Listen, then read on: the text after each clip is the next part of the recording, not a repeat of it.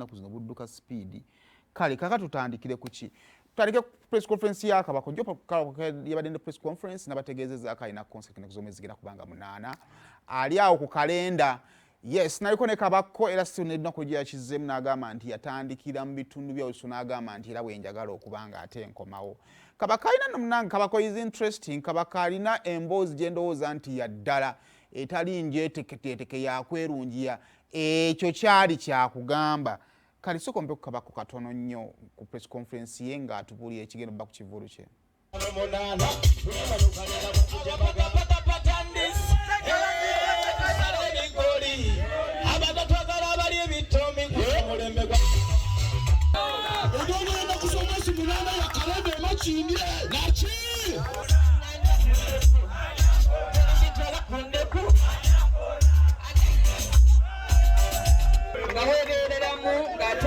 Music wako bakko jangu ngenda kuzomwezi 8 tiketi yo weri abena karuka we twatandika ba awale kingira ya bikolo ne kinyi muwa abesha adagamba bali nakawuka era oboga ba tiketi tandikira kubenna nakawuka bali tutuliwo abantu kutuwegererako ayagala yayogera ayagala yawabula naye pewe tuli embwamu zireke zikole ki kasite kirimi tuzikola ki mwebale nnyo era nsimbira ddala okwebaza ennaku z'omwezi nga 8 November tugenda kuba tucelebratinga happiness of Kabaka tojja wano ngoze munaku kano nkaddemu owenaku tosala byakucelebratinga happiness byakunyumirwa byakwonerera ddala nina emikwano mingi bwemba ntisse emikwano. I think I'm among the best. I'm not the best, but among the best. Nina emikwano mingi, nina abanjagala bangi. Babadde bangano ngamba kyusamu tugende tuve wano tugende walala.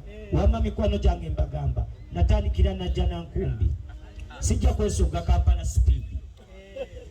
Saa yangamba ata otwamazeewo nawo tusooke tukubewo ofune taxi ekutwala mu kibuga. I think tutandikira kwemu navana jana nkubi we mantuse Makindye ngenda mu kibuga sikyo naye no mu kibuga yeralikire we mbandi Makindye otegera kyenegeza bwe mba ntambudde nga nvana jana nkumbi nga ntuse wane Makindye kati we mu kibuga gezaako okukaaba muyinza okiwakana kalenda ntono naye wenjogerera tewakyaliwo na tebo n'emu mwana nze nava Mityana ginatandikira okukolera omulimu guno bwe najja nga nkagoba mpola omanyi kagoba nasibira ku kitundu bakiyita Najja Nankumbi.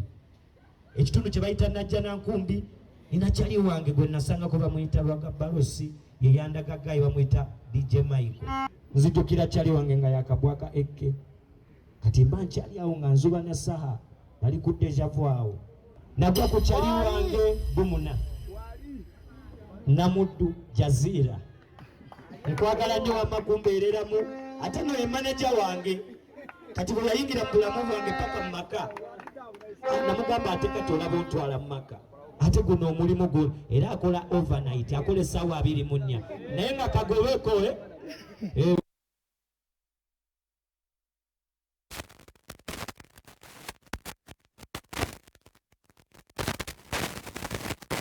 singa yammwe etali mu kugamba wadde kuteesa. Kale kakati so ompene King Saha yenyitu